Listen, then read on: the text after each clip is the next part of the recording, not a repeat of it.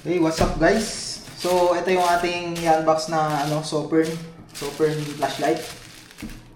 Bumili tayo ng UV flashlight.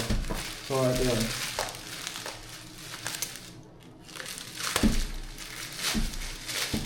UV flashlight. Yan, nakalagay. Sopern SR15. Yan.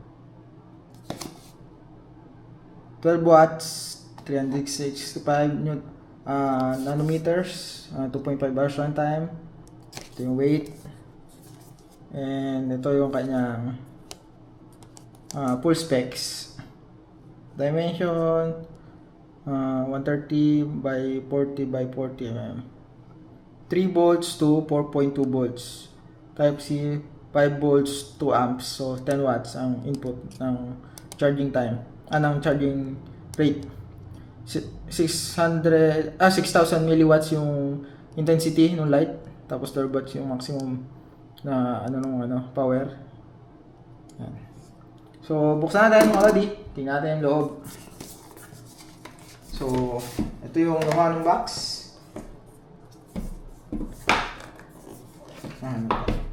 So ganda ng box, magnetic. Magnetic mga lodi.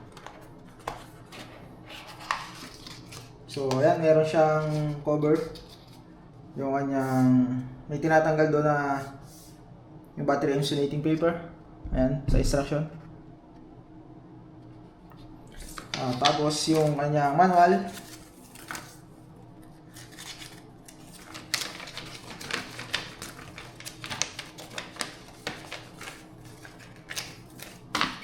Tapos meron siyang lanyard. Ito, lanyard. Uy, ano yun? May o-ring. May o-ring na dalawa. So, may reserve na o-ring mga lodi. Tapos, ito yung kanyang flashlight. So, ito siya kalaki. Ayan mga lodi. So, ito yung kanyang lagyan lanyard. Ito yung kanyang switch. Ito yung kanyang screen. Ayan, kulay itim. Ayan mga lodi. So, tingnan natin. Buksan natin yung kanyang yun, tanggal na yung ating so, ganito yung itsura ng battery niya mga lodi. Yung 217. Ayan, 217. 5,000 mAh. Ayan. Sopern rechargeable battery.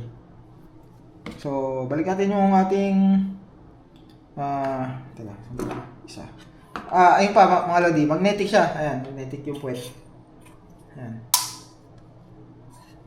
Ganoon natin ito, baka makahiwa. Ay mga lodi, magnetic. So yung kanyang puwet ay ano ba to?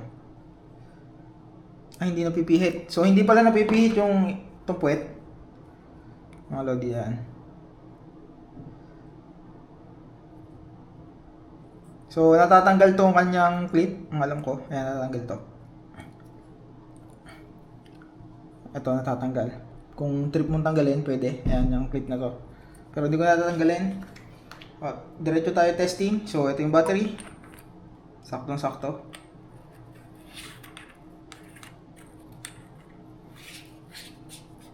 Ayan mga lodi.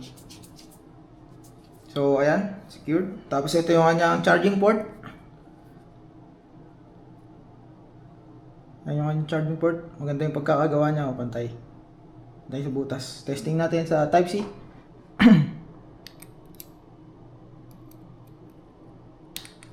Yan. So, nagcha-charge. So, mukhang low bat. Ayan.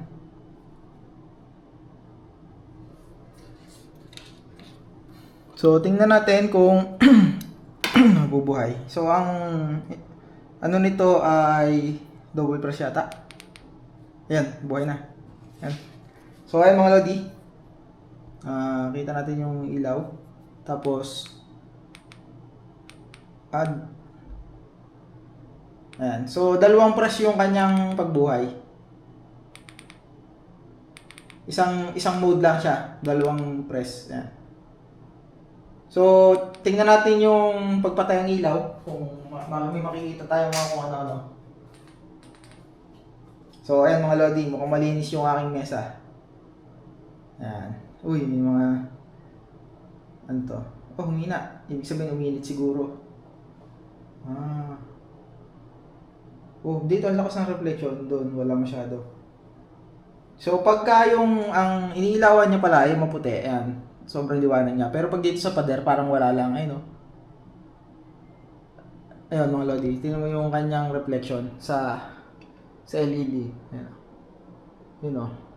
So, lumalakas yung reflection. Ayun, no? Ayan. So, ayun yung wala naman masyadong dumi dito sa natin. Uy, yung aking upuan, lumiliwanag.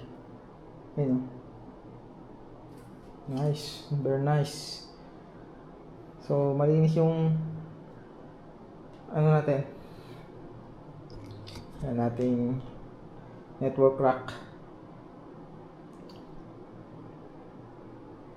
Uy, palitin na yung kulay pula. Ayun, no? So, ayun mga Lodi. So, pagbuhay yung ilaw, yan.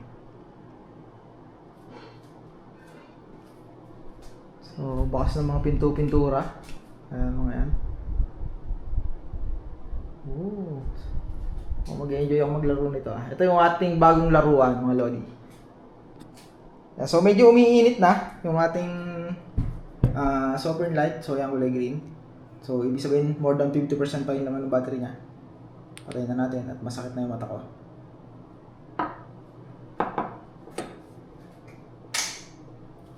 So, wala akong ginamit na salamin.